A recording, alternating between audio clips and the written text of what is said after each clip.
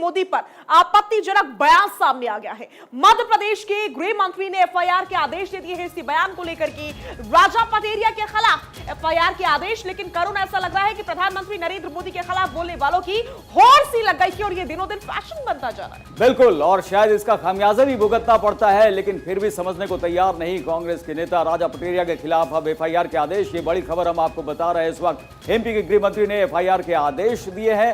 PM Modi पर विवादित बयान दिया था। अखिलेश सोलंकी हमारे साथ फोन लाइन पर जुड़ गए। अखिलेश, क्या और ज्यादा जानकारी मिल रही है इसे लेकर? एक बार फिर से विवादित बयान पीएम मोदी को लेकर? बिल्कुल, और लगातार इस तरह के बयान आते आपने देखा था। मल्लिकार्जुन खड़गे ने जो बयान दिया था, रावण कह दिया था पीएम को, और अब एक तरह से संविधान बचाने की दोहाई देते देते किस हद तक नेताजी चले गए वो आपने सुना। हालांकि राजा पटेरिया ये कह रहे हैं कि उनका भाव वो नहीं था, उनकी सफाई भी सामने आ गई है। और यहाँ पर मध्य प्रदेश के गृह मंत्री भी एक तरफ सक्रिय हो गए और एफआईआर दर्ज करने की बात कही जा रही है।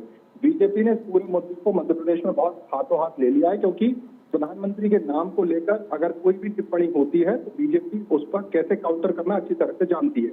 यही कारण है सचिन कि मध्य प्रदेश में जब इस तरह की घटना की जानकारी सामने आई, ये वीडियो जब वायरल हुआ, तो कांग्रेस बैकफुट पर है। और कांग्रेस के बैकफुट पर होने के बाद अब हम देखना होगा कि किस तरह से और इस पर रिएक्शन होते हैं। जी बिल्कुल, बहुत बहुत शुक्रिया इस तमाम जानकारी और बातचीत के लिए। आप नजर बनाए रखें, हम आपसे आगे भी अपडेट्स लेते रहेंगे। तो एमपी के गृह मंत्री ने एफआईआर के आदेश दे दिए हैं। इस समय की बड़ी जानकारी प्रधानमंत्री नरेंद्र मोदी को लेकर के एक बार फिर से विवादित बयान दिया गया है। हालांकि बात में सफाई भी सामने आई और उसमें कहा गया कि मेरी बात का गलत मतलब निकाला गया है। पटेरिया की ये शब्द रहे, मैं चुनाव में हारने की नहीं हराने की बात कर रहा था, पटेरिया ने यह कहा है अपनी सफाई में।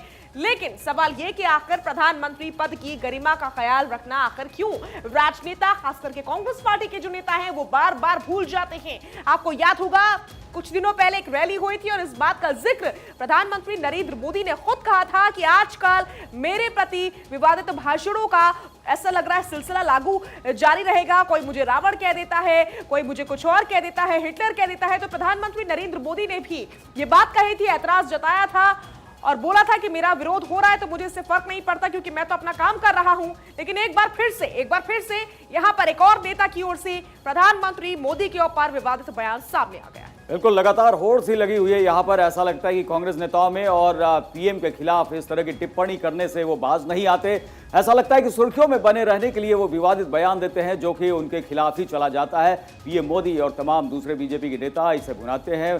चुनाव में बीजेपी को फायदा भी होता है, लेकिन फिर भी कांग्रेस के नेता समझने को तैयार नहीं। हालांकि आलाकमान की तरफ से इस तरह से संदेश दिए जाते हैं कि ऐसे विवादित बयान न सामने आए, लेकिन बड़े नेता भी कई बार इस तरह के विवादित बयान दे देते हैं, जैसा कि मल्लिकार्जुन खड़गे ने भी दिया था, और चुनाव में खामियाजा भुगतना पड़ता है। फिर भी कांग्रेस के नेता समझने को तैयार नहीं। हालांकि यहां पर बयान देने के बाद सफाई भी राजा पटेरिया की तरफ से आई है, लेकिन राजा पटेरिया के खिलाफ एफआईआर के आदेश दिए गए हैं।